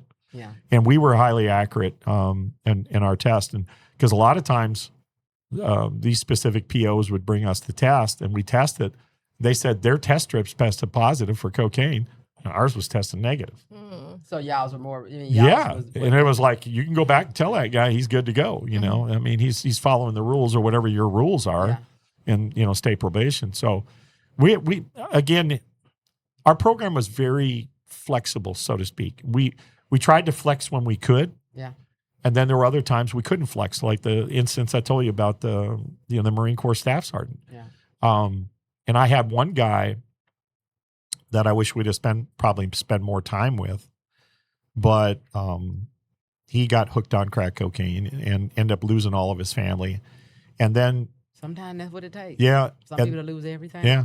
But you know what the interesting part was? He got them all back. And we would have to do observational probation, a visit at our office on Fridays. We had to leave the office, and my sergeant there was responsible for, going through. They would do an hour there, and then he would go back. He got his wife back, got his kids back. And something relapsed at some point because, like 2 years later, they found him dead in his laundry room at his home with a crack cocaine can in his hand. And pop can, he punched a hole in it, used it as a pipe. And he was dead. And he was seen with 2 other individuals that he met at a certain bar in Columbus. And they seen him going out with them. So we still don't know. As far as I know, it may be still a whodunit type murder. We don't know. But I mean, he went all the way to that point and then completely lost them all again, the family, the second time around. And, I failed him initially because the reason I failed him is because he was stealing money. He was living with his mom, stealing money from her. He was pawning her TV sets, her stuff. He's an addiction. It's an addiction, right? Exactly. But what the final straw of that was, not necessarily that, but she caught him taking the money and she confronted him with it and he bruised her arm, pushed her into the wall. She come there, crying, everything, that kind of thing. I can't do anything with him, but I can. And I did. I violated his probation. And you violated his probation, I get but it. at that time, he did. Yes, he stole. Yes, he might have accidentally. But again, he's sick. And what do we do with sick people? Yeah. We send them to the hospital. Yeah. So why are they not being sentenced to treatment programs Right. that are at least a year and a half long? Right. Because Well, everybody knows, and I it think takes funding. somebody to say, "It's plenty of money out here. Yeah. It's Yeah. money out here." There's definitely 45.1. But we don't know where it's. but I'm backed into a family violence issue. Yeah. So the law is very specific on Yeah. that. I'm not going to violate somebody's constitutional rights or my own, the parameters of what I got to do. So that was one of the reasons that we had done it. But he came back and he was another individual that came back and told me, I told you I was going to get my family back. And he did. And then he ended up dead in the end of it, So sad. because of that. Yeah. Look, every situation is not the same. And you know that, Waleisha. You know that they're all different situations. You've seen people that you encountered, people you were with. In me being an active law enforcement agent, I see it every day. People grace. Everybody. Yes, Grace. I think you should. And I think some people start out with 0 and want people to work their way up to 100, Yeah. and that's wrong. Yeah. Some people, for instance, we got some children out here. They ain't A children. Yeah. They are F children. Yeah. You know what I'm saying? Yeah. But you have to meet people where they at. Now, if he was coming home for a whole year with 20s and 30 Fs, Yeah. and he come home with a 50 F, Yeah. you ought to take him out to get a pizza. Yeah. And you be saying, well, why Waleisha still an F? Yeah. The fact that he brought a 20 up to a 50, Yeah. that is achievement. And so sometimes, and y'all are laughing, but I'm saying, some people, we're different. And I feel like Yeah. you should never make people go from 0 until they can work themselves up to 100. You start everyone off at 100 with grace and say, I am trusting you, Jason. I'm believing in you until you show me something different. Because once you tell somebody they got to do this, it's hard to get there. Where's the standard? Like, it feels like the post keeps moving. It's like, if we know that everyone is different, that everyone takes to certain rationalities, like you have this ultimatum, you fix it, you check these boxes, then fine. And then they don't do it, or they do it for a little bit and then they relapse. It just seems like there has to be like a standard where everyone has to meet these requirements, and it's either you fail it or you don't. Well, there's consequences. I think there's consequences for everything you do.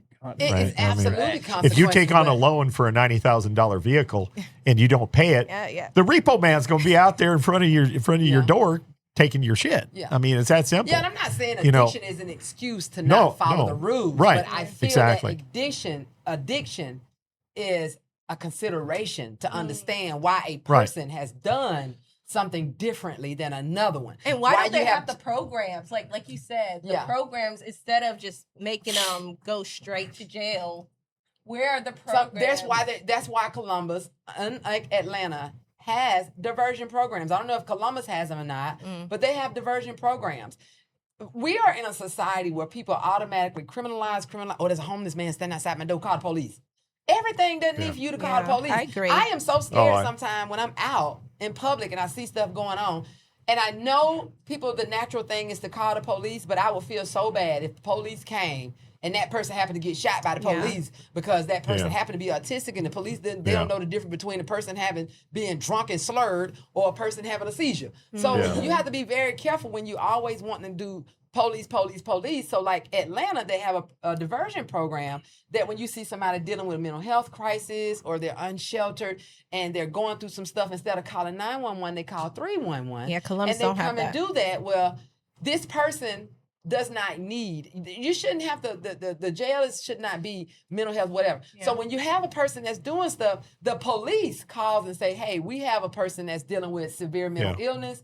The jail is not somewhere we can take them. We're not equipped to deal with this. We need so and so and so and so. And that person, that agency sends somebody out to handle and deal with that person because that's what they do. We don't have that. I'll tell you this, that every new and even old people now, we go through CIT training, which is crisis intervention training. Yeah. And what happened is that was a tremendous step toward recognizing, those of us. Some need to be going through some GOD training. Yeah, mm-hmm. I get that. Hey. I understand. But, it's little steps. Just remember that I wear a hat of a medic. I wear the hat of a drug counselor. I wear the hat of a clergyman. I wear the hat of chasing cattle. I'm a cattle rustler. Yeah. Police officer. A police officer, a law enforcement agent. We wear 6, 7, 8 different hats that we wear at one time. And it's a difficult job. And I think I mentioned this last time when we were here. A law enforcement officer. You were talking about cattle as in people. I thought you were talking about that was your part-time job. No. This is a law enforcement officer. Oh, but that's not out good. in the county, they might have a cow in the street. Basically. But that's important. Okay. I thought you were talking about people. No. I missed that for a minute. I had a blind moment. But My it wife said I had a depends. blind moment. I was like, it depends on what law enforcement role you're in, right? Okay. If you're a city-wise, you're over there. I mean, you get called for a suspicious person in Columbus, and they're like, really? What's he doing? Well, he's walking down the street. See ya. Bye. 10-8, back in service. You go to a rural county somewhere, he's walking down the road. And I asked the dispatcher, well, what's he doing? Well, he's walking down the road. He's looking suspicious. And how is that? He's walking down the road.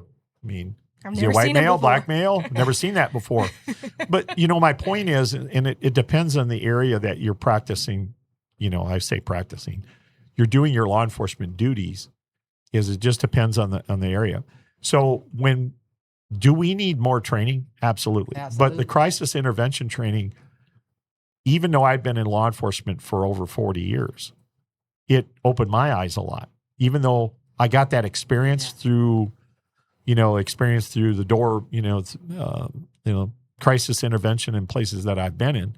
I've had to do death notifications. I've had to show up at people's, when they're dead or been dead for several weeks. we encounter the average law enforcement officer has between 300 and 500 encounters, serious encounters in their life. The average citizen, 3 to 4. Mm-hmm. So, we're expected to deal with a lot of different issues, and you wonder why there is law enforcement suicide.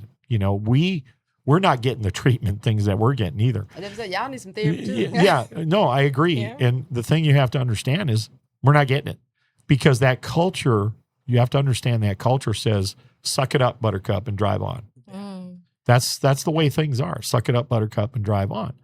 And Like my childhood. yeah, So I just want to say that's the same culture we give our boys. Yeah, Don't yeah. be caught crying. And Yeah. society has messed society up. right. I'm a very emotional person. She knows, something will get me very emotional whatsoever because I do care for people. Yeah. I do generally care for people. I know a lot of you people out there think I'm a mean ogre and, he's just some asshole, the chicken neck, I'd love to kill him, that kind of thing, whatever. Look. What do you think? Maybe you think that people think you're out of touch with the community that. No, it's because the culture thinks I'm out of step with the community. It's not that. I'm totally emotional to all of these problems. I didn't have to go out there in front of the Dollar General to do a tribute to that lady. Didn't have to. Yeah. I could have stayed, but I did, and then I got chastised for it. Yeah. Well, you can't do anything. I can't do anything but right. I can tell you did did more than the chief did because he didn't Well, even give condolences. yeah. And that's why we're segueing into this. So that Yeah, it's so civic engagement, right? Yeah. So we're talking. What are we going on now? What's our time? So we're at an hour 22 minutes. All right, we'll go a little longer, but I think we need to talk a little bit about what was said with the chief, and I think we talked about this not during the break, but the beginning of the show. Yeah. That you and I, it's how it was said. Yeah. Presented. How it was presented. That's Does true. all of us agree that yeah, I do. The way he was saying it? I don't disagree with what he said, but it was how it was presented. Right. Yes. And if you're, first of all, you should have a PR person. Absolutely. Because the PR person does that training. That's what they're, Yes. most PR folks, just like negotiators, they go to negotiation training. There is PR training at the state levels. And so they're told what to say, what to act, and they have but before they speak, they also talk to the chief and the assistant chief and say, what can we say and what can we cannot say? Because obviously there's evidentiary issues that we can't talk about and things of that nature. So I think we all agreed here that it was how it was presented. Yeah, I'll be the first to say, you shoot at me, I'm going to shoot at you. Yeah, going in emotionally, like the PR has no emotion to it because he's not.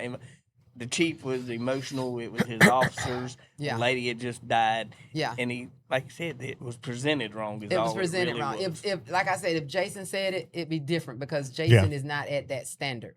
Yes, you're not an elected official. I just think it goes in. You could tell a person, you're so stupid. But then if you tell a person, you just need a little extra encouragement. Yeah. You might still be calling that person stupid, but you said it a little nicer. Look, you say ignorant, and they do not like that word, and it is ignorant, and it's not a bad word. No, it is not. It's way better than stupid. So I'm not saying, nobody should protect themselves.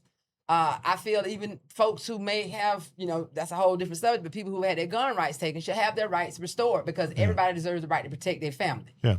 Even if, nobody's gun rights should be taken. But I feel like, yes, I'm so sorry that happened because that's not something that she should have ever had to deal with. Folks just want to go to work and do something you got to deal with. She was probably just trying to take care of her family, I'm sure she was. And is the police wrong for returning fire and having lethal? Absolutely not. Yeah. I'm not saying to anybody. They want to get home to their family like everybody else. My issue is not about what happened. Yeah. My issue is not about even saying what he said. Yeah. What I'm saying is the way he said it. And maybe he should have taken a cool down. Let me go over here and eat me a cup of coleslaw. Let me just cool out for a little bit and come back a minute. Give me a minute to think about what I'm saying. And of course, as rightfully so, two of his officers, even one of them canines, two of his officers were wounded. Yeah. So he was rightfully right to be pissed off and upset. Yeah. But everybody has the right to be pissed off and upset.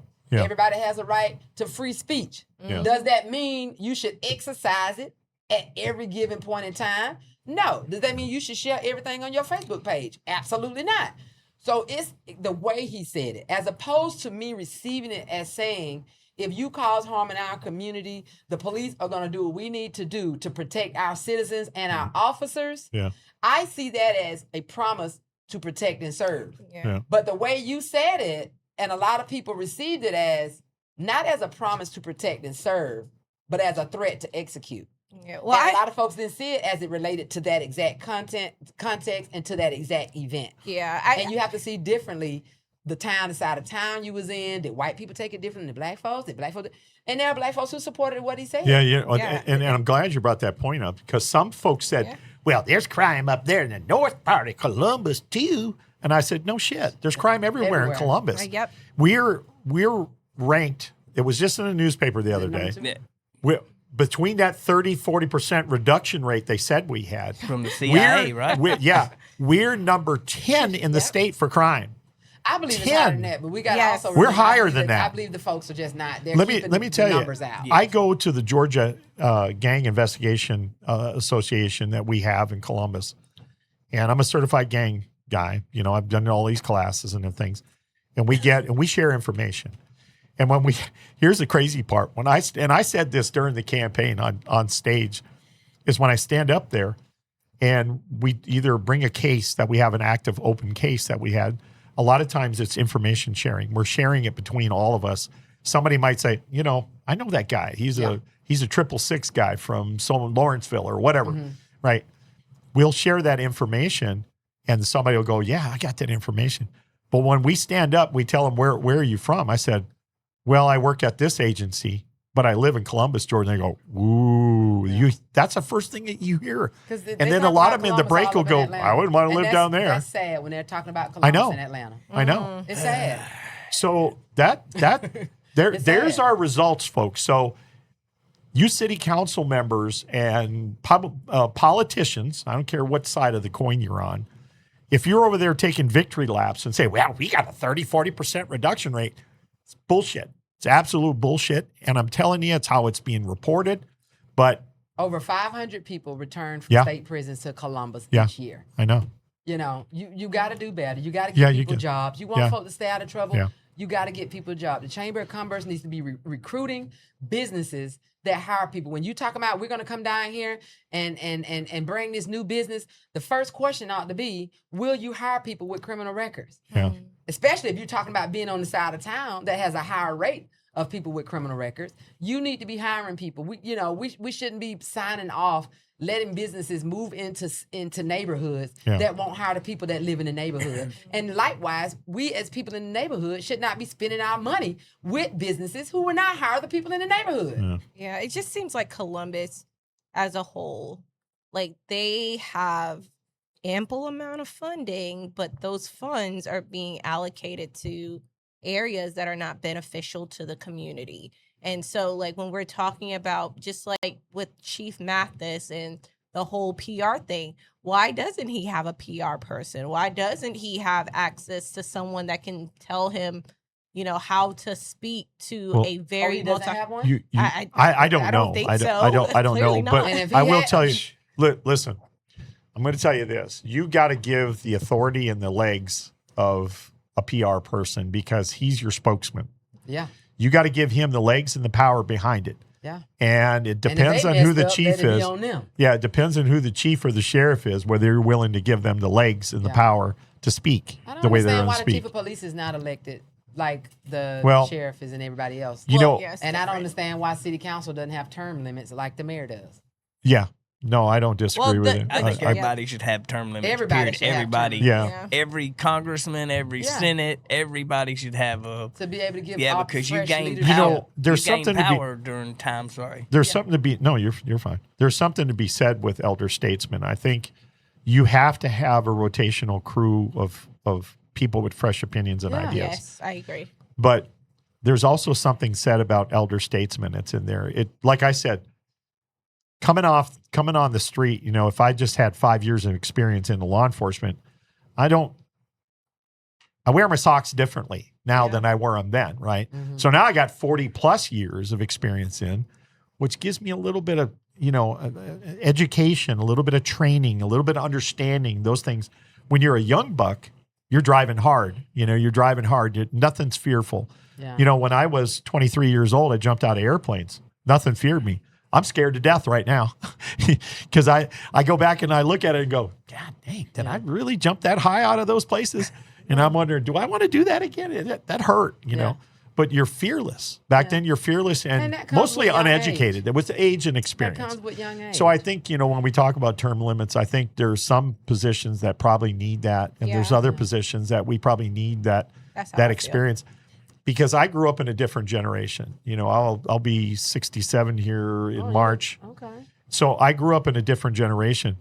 I was the type of guy that went to family reunions and listened to people speak. Yeah. I listened to my elders and I learned from them. If one of my elders said, "Don't jump off that building, that hurts, you break your leg." Yeah. I listened to him. I didn't jump off that building. Well, the thing that you're lucky about, a lot of us, this generation, I know I'm from the same generation, but a lot of the young children today don't have that. Yes. Because most of True. their daddies, their uncles, Right. their brothers. Soul you can parents. go to you Yeah, can go I to get some it. children's house right now, and every man, they might as well be living in a village full of women. Every man in their life has Yeah. either been to prison Yeah. or are in prison. Mm-hmm. And I'm not saying that a woman can't raise a man. No, there's some Yes, women out doing women do an fantastic awesome jobs. job They're doing raising fantastic boys. jobs. But let Yes. me tell you something. Yeah. A woman will never raise a boy to be a man Oh, yes. Yeah, like I know. a man can Yeah. raise a boy. Because I- I into need my being a man. husband. I 'Cause agree. my boys will drive me crazy. So, yeah. And they'll listen to their dad. Like when their dad puts down the line, they'll tighten up. Me, it's like a chihuahua talking. Yeah. But when their dad barks, it's everything stops. You know- I think that's what the issue is when we talked about this Yeah. curfew. Yeah. I think part of that is an issue, but I also think part of it is there ain't crap to do in Columbus. No, we need some more things for the. But let Yeah. me go and talk about this. This happened during 4th of July night. And Here in Columbus? Yeah, the big fight. Is that the No, one at the not the fight. Steak and Shake? no, this is in a neighborhood, in a family neighborhood. And I'll leave out but it's north. It's right across from, it's in the northeast area. Anyway, there were 50 cars out there, and there's girls sitting on top of the things, bumping and grinding. Some of them didn't have any clothes on or all. And this is a family neighborhood. And my point to you is this, that there was marijuana flowing in there, and that was going on. There were underage drinkers in there. If you're going to put a stop to some of those things, you put a stop downtown and you got a curfew. But that's the curfew downtown. That's the problem. Yeah. That it came in because But people now migrate. they're moving around out, into the environment. But They're- you know what? Travis Chambers Yeah. said that at the June 16th Yeah. city council meeting. Yeah. He said he was opposed to doing just a curfew Yeah. downtown. And to be honest with you and truthful, I think that's wrong because you know how many people out in the hood and in the south Yeah. side of town have been complaining about unruly youth Yeah. for years. Yeah, I and know. nobody said I anything. know. But all of a sudden, at one of the city council meetings, Yeah. Joanne was ready to I'm ready to approve 10 new police officers downtown. Yeah. But you won't jump on it when we've been Yeah. complaining about this off Buena Vista Road, Casita Road. Folks been complaining about this forever. What we gonna do about these children? Yeah. They don't have nothing to do. But the situation is different. And if I was a business owner, even if I was a white business owner, out in North Columbus, I'd be upset. Like, what makes uptown businesses more important than my business? Yep. If Yeah. I was in South Columbus with a business, what make their business more important than mine? Now, they're saying the issue is because it was downtown. But it would have been so much easier to say, you know what? If it's such a trial, let's just make it citywide. There are plenty of cities Well, that make citywide. We did have a curfew citywide at one time. But the problem that when we started enforcing it, it was okay for a little while. Then all of a sudden I don't know why it disappeared, but we stopped enforcing it. And as Children ain't got no business out past 9 o'clock. Yeah. That's right. No, You're I supposed to be agree. in bed at 8 o'clock. Yeah. I'm in Stay bed home. at 8 o'clock. Yeah. I'm in the bed too. yeah. If I knew what I knew, I'd have been in bed at 9 o'clock when I was a young guy. But So they shouldn't even be out that time of Yeah. night. So the issue is that's what I'm not Yeah. understanding. And I see it makes it look bad on the kids, but I've been seeing the fights, and that's one thing I hate is to see children, particularly black children, fighting and just cutting up. Yes, yes. But that was already predicted. Travis had already predicted that if you put a curfew down here, you ain't gonna do They're it, move gonna somewhere migrate. else. That's And right. that's exactly what happened. yeah, well, and that's what's going on now. It has the reverse effect. So maybe at some point they'll say we need to do a citywide curfew. Yeah, I I don't know. mean, But there's I'm not nothing really with that either because well, to me, I'm not good with it, but just remember, you know, is it the right thing to be in a family neighborhood bumping and grinding? And they were naked out there doing it. And, you know, in front of kids that are in the neighborhood. I mean, this is a big family neighborhood. It's a big family area, and it's mixed. It's got a lot of white folks, it's got a lot of black folks in there. And it's just not a good look. It's not a good look, I understand. But again, you just mentioned Steak and Shake. Here we go. Now we're in another restaurant that's in there.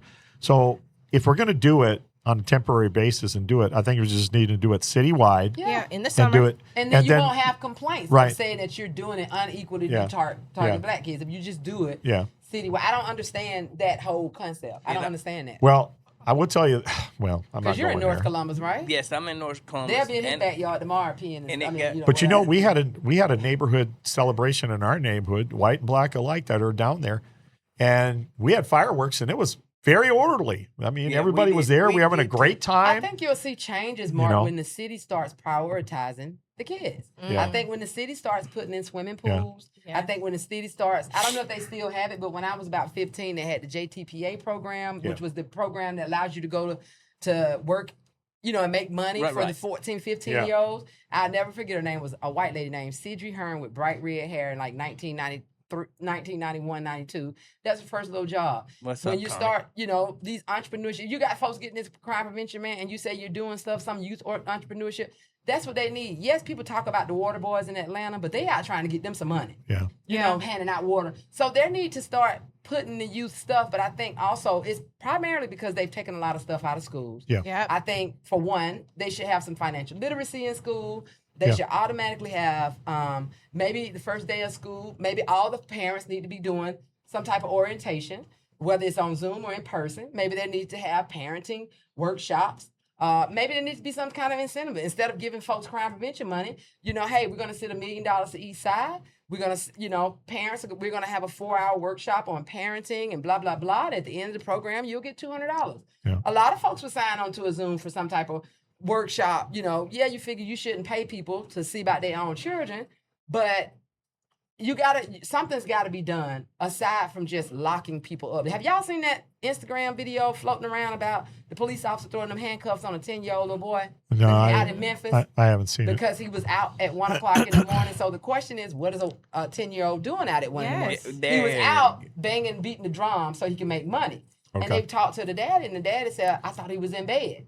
So you have to look at the picture from two dynamics. Oh, they got awful parents. Was it a curfew issue? There's a curfew, but he was out at 1. But dad didn't know. But the daddy did not know because a lot of parents work 2 and 3 jobs. And they go to bed. They don't expect their children sneaking out. And Columbus has I think I saw one percentage that said 51% of households were single parent household in Columbus alone. You got to meet people where they are and try. For one, you need to go out in the community and ask people, what can the city of Columbus do to support you and help you? You might have some folks, let him tell you something. My child, he's in the 6th grade. He's 6'3", 330 pounds, and I'm raising my grandchildren, and I need some help.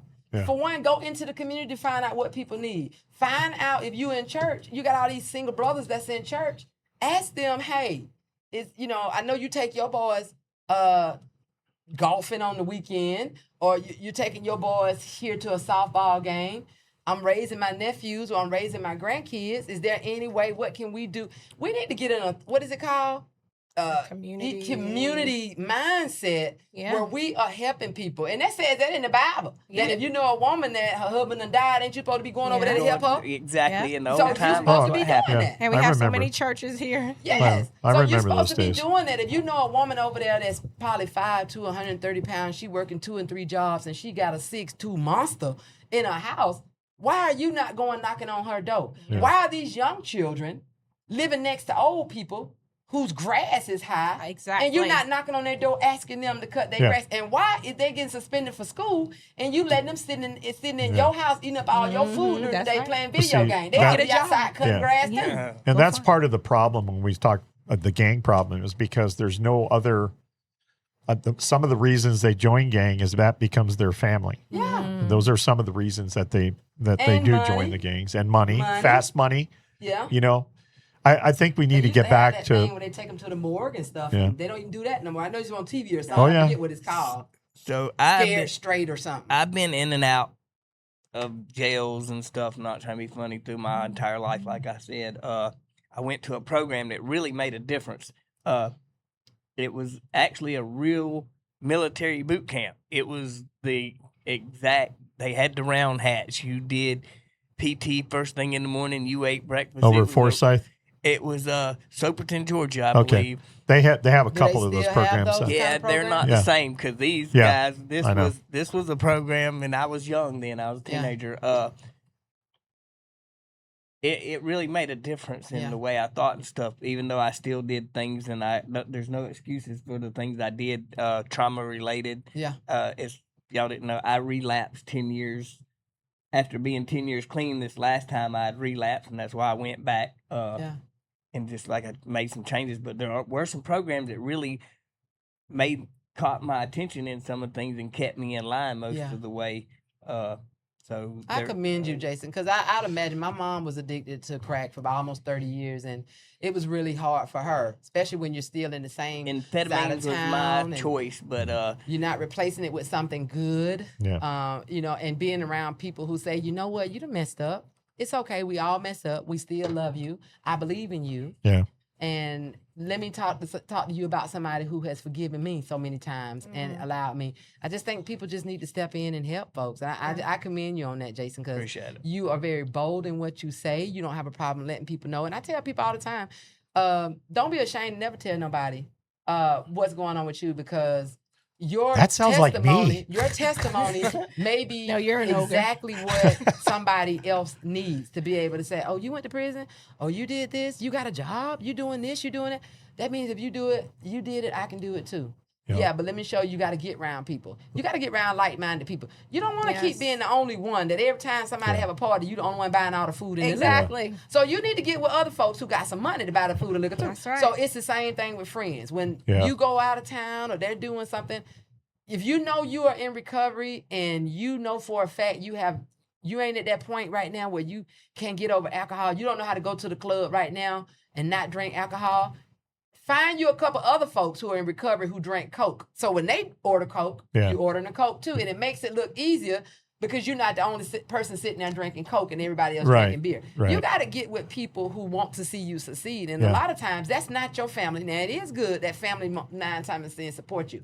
But a lot of times that's not your family. No. I've seen people who've gone to prison 20, 30 years get out on parole, and they supposed to be reporting to the PO on Monday, and you'll have the same family who ain't wrote you, sent you a dime, be the first one trying to throw a party so you can get high, knowing you got to go piss on Monday. Yeah, exactly. So you just got to learn how to determine. You told me that before. Yeah, you just got to learn to decide who's more important, and you are more important than anybody, and your happiness and that is more should be important. taught in a program, in my opinion. Yeah, but we are at what are we at? We're at an hour and 43 well, let me tell you minutes. folks in Columba what we got going on. Yes, Hey, give us a final thought. You know, Waleisha, we'll let you kind of finish up what you got going on, and then we'll get to Jason, and I'll take it out of the program here. Okay, so I told y'all earlier about the July 30th job fair. Well, we know a lot of folks don't know how to act at job fairs.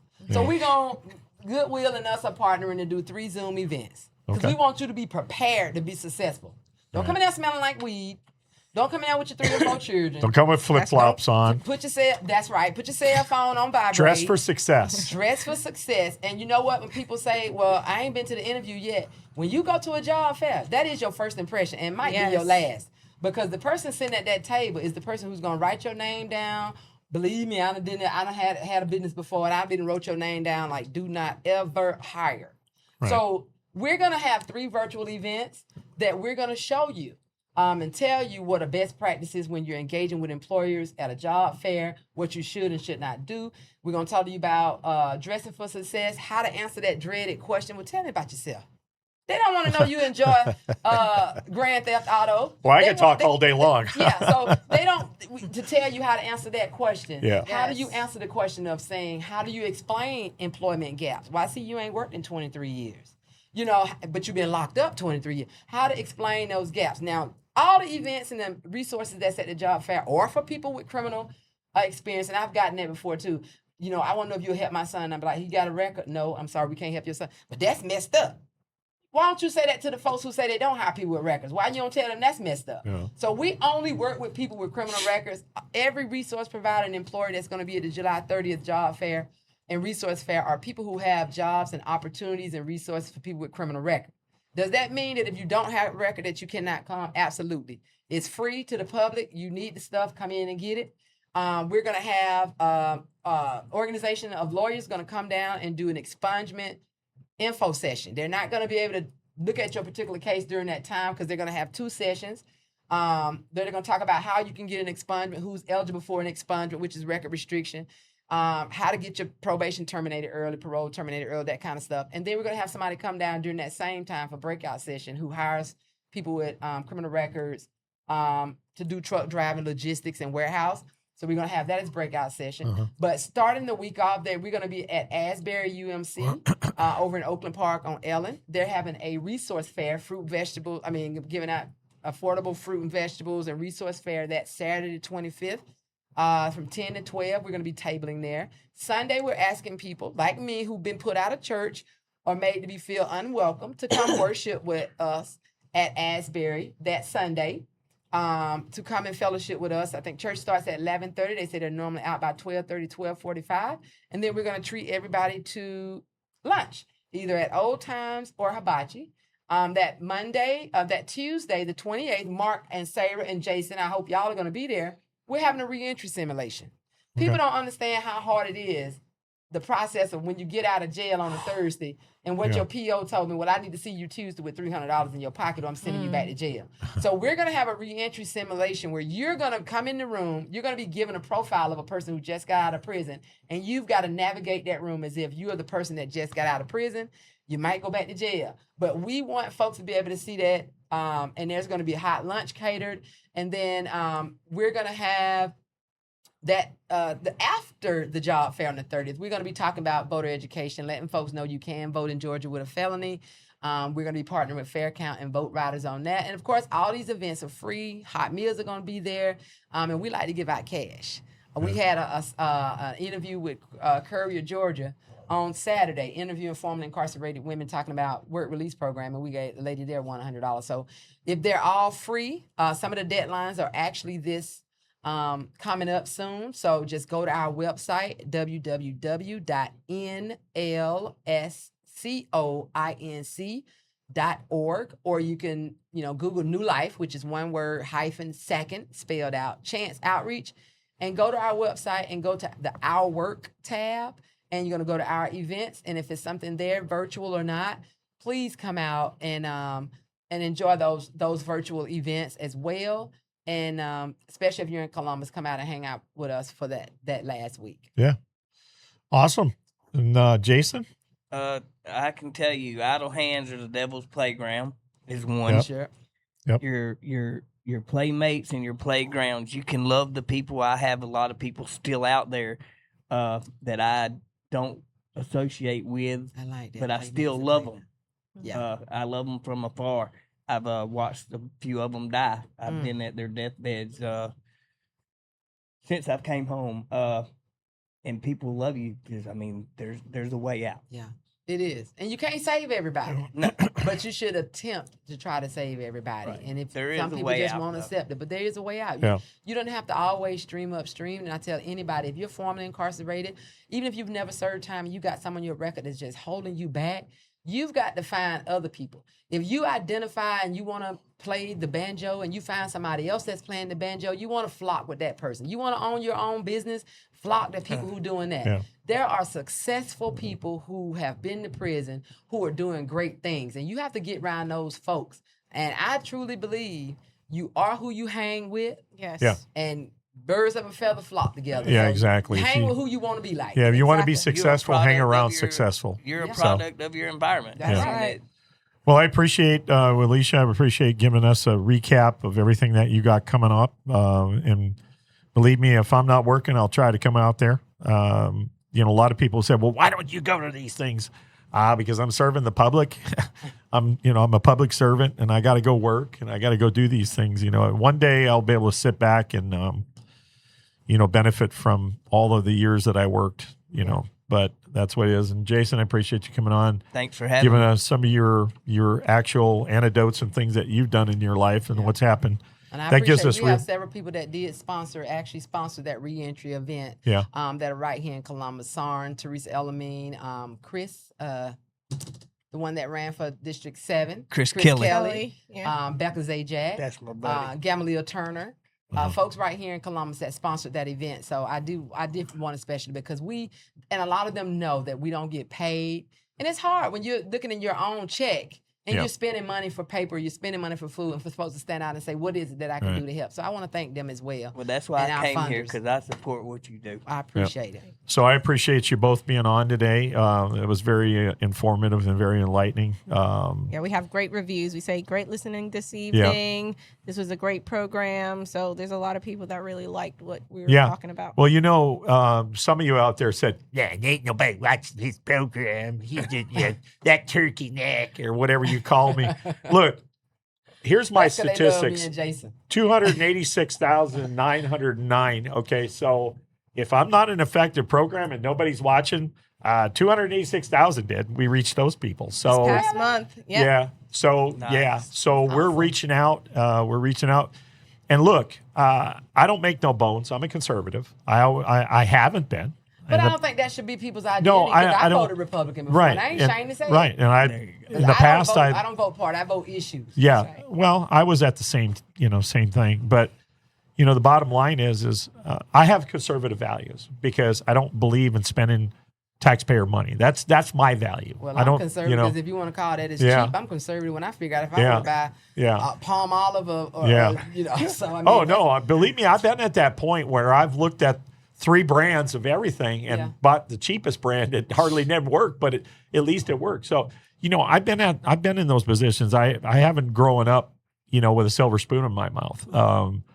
There were some days early on, even when I left the Army, that I didn't know where I was going to get my next meal from. Yeah. I mean, it got to that point, but I persevered and I worked and I tried to, but I always worried about my family. The family was the most important thing that I had to me. And I always worried about them, how they would, how I brought them up and make sure that I always provided for them and not necessarily me all the time. I would go hungry before I would give them any food. So, don't judge the character by the person. I'm very sensitive to a lot of community issues. And that's why we invited Waleisha on here, because she's doing things for the community. That's right. And that's a great thing. And we want to do things for the community. So, and I think if you got an issue with somebody, take it to your brother when you have an issue with him. I mean, that's right. If you have an issue with, there's no need to be nasty, dirty, talk and call people all out their name. You got an issue, Jace. I got a problem with you, and I need to know we can get together and go have us some coffee. And I'm easy to talk to too, as you know, Waleisha. I've been to your things and. If you're so inclined to want to advertise with the program, we do have an advertising package. It's you want to be a charter advertising rate is $300 a month, and you can reach out to me for that. There's a 30-second commercial spot on a live sponsor. There's mentions during. We'll program them in. We got premium brand association, early strategic positioning, getting in early on it, protect the charter rate. So if you're interested in doing that, reach out to us, and we'll put you in contact with the people that we're going to actually do this through. And so, again, I want to thank Waleisha. I want to thank you for coming on. Thank you for having Jason, I want to thank you. And always my co-host, Sarah Smith, who's the civil part of our our program. She tries to keep me straight. She is what she is. But folks, that's how it works when you have one that bounces off each other. Yeah. But she's been very good to our program and been good to my campaigns, and she's always got she is the one with the level sense, not me necessarily, but she is. So thank you folks for coming on board, and we're going to carry out this program. With a prayer? With a prayer? Okay. Well, ain't you, honey, because I got to get home. My wife probably hungry. So, Lord, we just thank you. Thank you for this program today, God, where we got to talk about very important issues, Lord, where I love reentry ideas, because Lord, it just shows the power of redemption, that you don't have to stay stuck in the past and form your future life on the things that have happened, but you can find redemption. You can come back into society and become a respectable person that makes a difference in their community, Lord. And I just pray that people need to see that, Lord. I pray that people would see that and that they would know that they can look forward to better, God, that they don't have to stay stuck in their past and in shame and regret, but they can move forward, and that there are people like Waleisha, like Jason, like all the other programs that are out here that is available to help them just get on the right track, Lord. And so, God, I just thank you for this moment. I thank you for Mark, and thank you for Jason and Waleisha. Thank you for allowing us to come and to talk about these important issues. I pray that it touches so many people's lives. And I pray, God, that you would just do a work in the hearts of many people. And Lord, I love you. I thank you. And I just pray blessings over Waleisha. I pray blessings over Jason. And Lord, we just pray that your presence would just continue to carry them and just increase the work of their hands, Lord. Help them to be more fruitful. God, I ask for more resources to pour into Waleisha's program. And God, that you would just be so faithful. Just prove yourself faithful again and again and again. We love you, and it's in your son's name, Jesus, we pray. Amen. Amen. Amen. Protect me on this 2.5-hour drive back home. Oh my goodness. I must love Absolutely. me some Columbus coming down here every other weekend. There you go. 2.5-hour drive. Columbus, thank you for tuning in this afternoon. We'll be back again soon. So Thank y'all. thank you very much, and stay safe for the rest of your weekend. All right. God bless. Goodbye.